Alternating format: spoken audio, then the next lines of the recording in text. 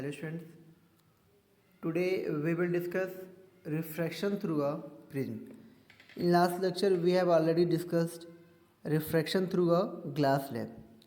Like glass slab, in a prism two times refraction takes place.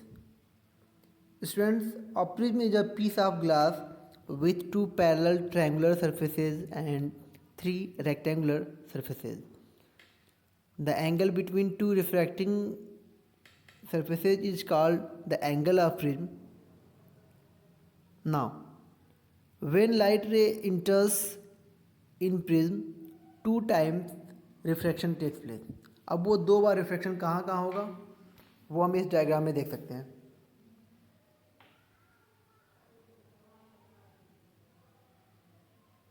Student, एक बार refraction at air to glass interface at point P यहाँ पे होगा और दूसरी बार जो रिफ्रैक्शन होगा वो होगा at point R at glass to air interface.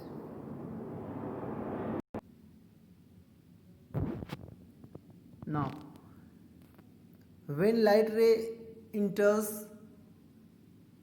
Eight air to glass interface, मतलब ये कि जब पी क्यू लाइट रे जो इंसिडेंट रे है एट पॉइंट क्यू इंसिडेंट होगा तो सबसे पहले इस पॉइंट पे एक नॉर्मल ड्रा करेंगे M1 Q. ओके, नाउ हम ये देखेंगे कि लाइट रे का जो एक्चुअल पाथ होना चाहिए था वो कुछ इस टाइप का होना चाहिए था, जो बिल्कुल पी टी जो लाइन दिख रहा है डॉटेड लाइन ये होना चाहिए था. बट एक्चुअली होता क्या है, when light ray इंटर्स in denser media, मतलब एयर टू ग्लास जब जा रहा है, ग्लास में जाते ही प्रिज्म में जाते ही क्या होगा वो नॉर्मल की तरफ बेंड हो जाएगा. नॉर्मल कौन सी लाइन है, लाइन M1 N1. तो ये सीधे ना जा करके ऐसे जाएगा, ठीक है, ये लाइट, ठीक ना. अब ये लाइट रे सीधे ना जा करके ऐसे जा रहा है. अगेन क्या होगा, at point R at glass to air interface.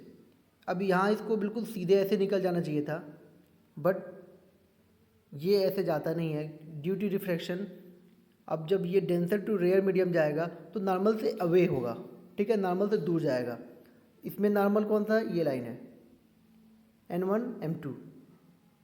अब अगर जाना चाहिए था इसको ये डेविएशन होना चाहिए था, लेकिन डेविएशन ये होता है, इतना ज़्यादा डेविएशन होता है और ये लाइट रे कुछ इस तरीके से ये हो जाता है ग्रीन लाइन. ओके, मतलब लाइट रे इंटर किया at point Q glass to air to glass interface, फिर इसको सीधे जाने के बजाय कुछ इस तरीके से लाइट रे ट्रेवल करता है, मतलब ये लाइट रे बेंड टुवर्ड्स नॉर्मल. अब क्या होगा, दूसरे इंटरफेस की बात करें एट पॉइंट आर, तो इसको फिर सीधे जाना चाहिए था लेकिन एस आर ये लाइन हमको मिलता है. अब ओवरऑल हम बात करें, this line P Q is called incident ray.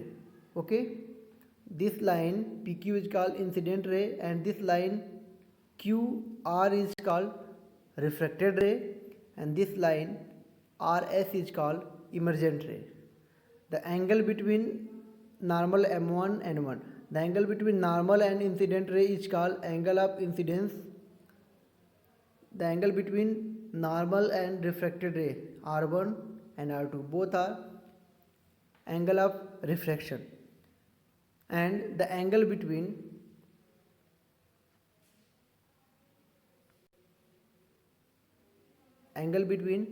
normal and emergent ray is called angle of emergent ray, angle E, and this angle A is called angle of prism. So this is path of light ray through prism. Now we will discuss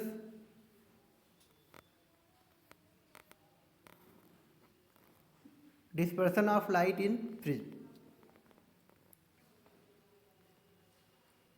Students, the phenomenon of splitting of light into its colours is called dispersion of light. मतलब जब कोई light रे किसी prism से पास होता है, actually white light और sunlight is a combination of different colours of light.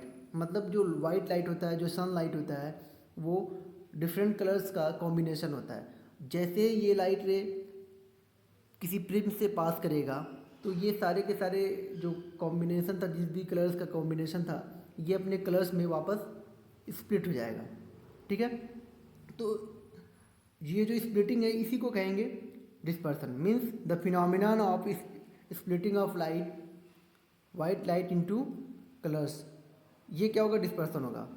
अब एक्चुअली होता है क्या, वाइट लाइट जैसे ही हम ये करें कि 7 कलर अपने कुछ कलर्स का जो कॉम्बिनेशन है, तो जैसे वाइट लाइट पास करेगा प्रिज्म से, वो अपने 7 कलर्स में क्या होगा? स्प्लिट हो जाएगा। अब वो जो स्प्लिटिंग होगा उसको डिस्पर्सन कहते हैं, लेकिन ये स्प्लिटिंग भी एक मैनर में होगा। एक्चुअली जो वायलेट कलर होगा उसमें सबसे ज़्यादा डेविएशन होगा और रेड कलर में डेविएशन सबसे कम होगा। ठीक है, तो ये जो एक, अगर हम स्क्रीन पे बात करें, अगर हम देखें तो यहाँ पे सबसे ज़्यादा डेविएशन होगा वायलेट कलर का, then indigo, then blue, grey, yellow, orange and red, VIBGYOR. ये एक सीक्वेंस मिलेगा। तो सबसे ज़्यादा डेविएशन किस में होता है? वायलेट कलर में। सबसे कम डेविएशन किस में होगा? ग्रीन कलर में। अब ये जो बैंड, एक बैंड दिखेगा जो 7 कलर का होगा, जिस पे ये 7 कलर दिखेंगे, अ बैंड ऑफ 7 कलर्स जो हमको मिलेगा स्क्रीन पे। ठीक है, उनका जो सीक्वेंस होगा, उन कलर्स का जो सीक्वेंस होगा वो विग्योर होगा, VIBGYOR। ऐसा नहीं है कि रेड वाला नीचे आ जाएगा या ब्लू कलर का ऊपर आ जाएगा, वो सीक्वेंस बिल्कुल फिक्स है। सबसे ज़्यादा डेविएशन होगा वायलेट कलर में, सबसे कम डेविएशन होगा रेड कलर में। तो इस तरीके से देखा जाए कि जब कोई वाइट लाइट रे, सनलाइट जैसे ही किसी प्रिज्म के ऊपर इंसिडेंट होगा तो वो स्प्लिट हो जाता है इन 7 कलर्स में। तो इस तरीके से जो स्प्लिटिंग होता है वाइट लाइट का, this is known as dispersion of light. Okay, thank you.